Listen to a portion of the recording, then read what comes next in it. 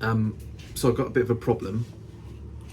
I got an email. Well, I actually got a phone call from the lady who I guess is sort of triaging the application, and she basically was following up on email that ended up in my junk box, saying that she needs what? Good start. Yeah, she needs the doctor's mental sign-off thing, which I can do. That's easy. And then she needs the experience that I have of shooting, which is obviously 7 bullets on a range. Right, more than some, mate. And my land permissions. Right. So I'm screwed. That last bit's a bit, yeah. Yeah, the last bit's a challenge, isn't it? I mean, this is when you go to either start knocking on doors or leveraging your contacts, really. So that could. So by contacts, I don't necessarily mean me. I mean. Well, how's your garden? Yeah. For deer. No, it's got. The thing is, what they mean by that is you'll be granted, assuming you do get granted, it'll be on a restricted basis. So to that land it needs to only. be approved land. So even if you do have land to shoot on it, if it's not appropriate for the calibre that you are asking for, they simply won't grant it. Yeah.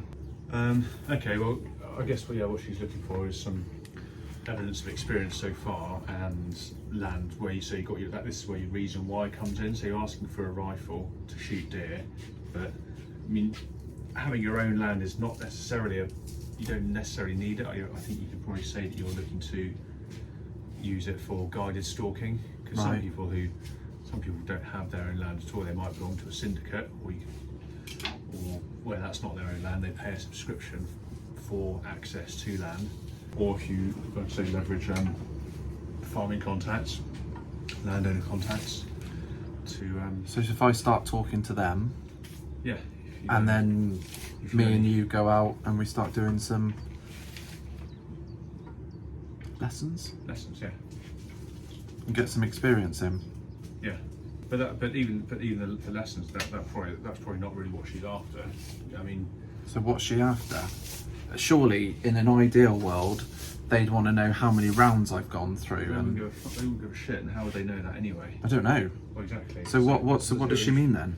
Well, what you can expect to be asked questions which will probably demonstrate your experience when you have your interview. So you won't be able to, I very much doubt you sort of bullshit your way through it. They'll be asking you, it's like practical questions which should demonstrate your experience, really. So we'll get you out on the range when you come out enough to see, to at least you know the process of doing things. And while you haven't done it yourself, you've seen what happens, how it happens, and what the terminal ballistics are and all that sort of things, because they don't really care what's going on while the bullet's in the gun. They sort of more care about when it's coming out of it. So as long as you're demonstrating muzzle awareness and you've got in mind what's going on behind the target that you're shooting at in terms of backstops. So I mean, I did the safety course.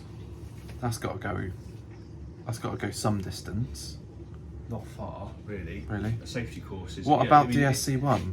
That's what they're going to want to see. Yeah, but I mean, I was planning on doing all of that before even having a conversation, so that I could then present to say, well, I've done this, I've done that, I've done this. Well, it used to be that when you put an application in, you would get it granted for, say, range work, and you didn't used to have a separate variation on your license for expanding ammunition for deer control and that side of things.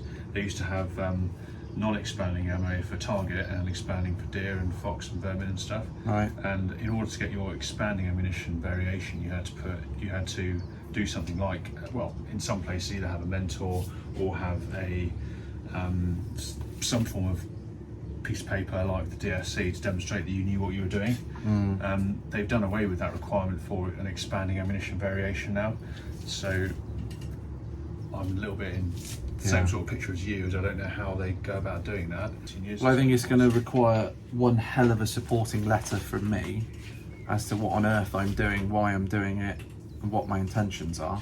That can't hurt, surely. No, but for starters, the best thing you can do is to get some land which has got a reason why.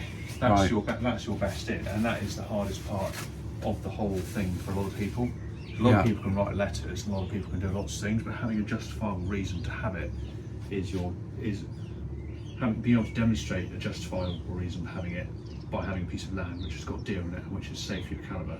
That's your But the only way I'm going to get land initially, because obviously I haven't even got a gun, so if I get land I can't do anything about it.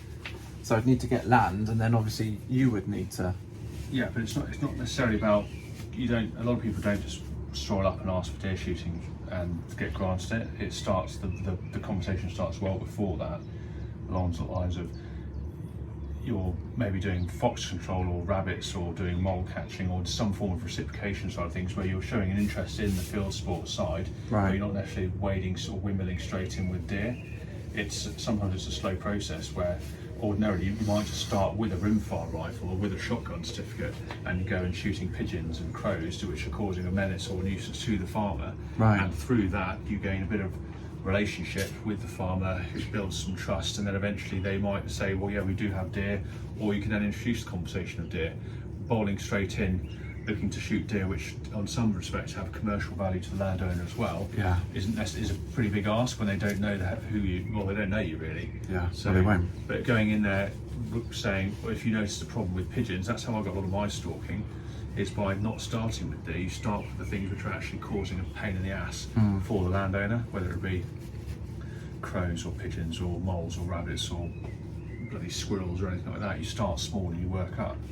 So it might well be that, once you get granted your license, it might well be that starting off with a 2.2 is the way to go for you. Start off small, and then you can get experience with that rifle, because they'd rather you got experience with a bullet that can only go 1 mile as opposed to a bullet that can go 4. Yeah. So Right. So doctor's note, lessons, talk to landowners. Yeah, doctor's note lessons, they're easy.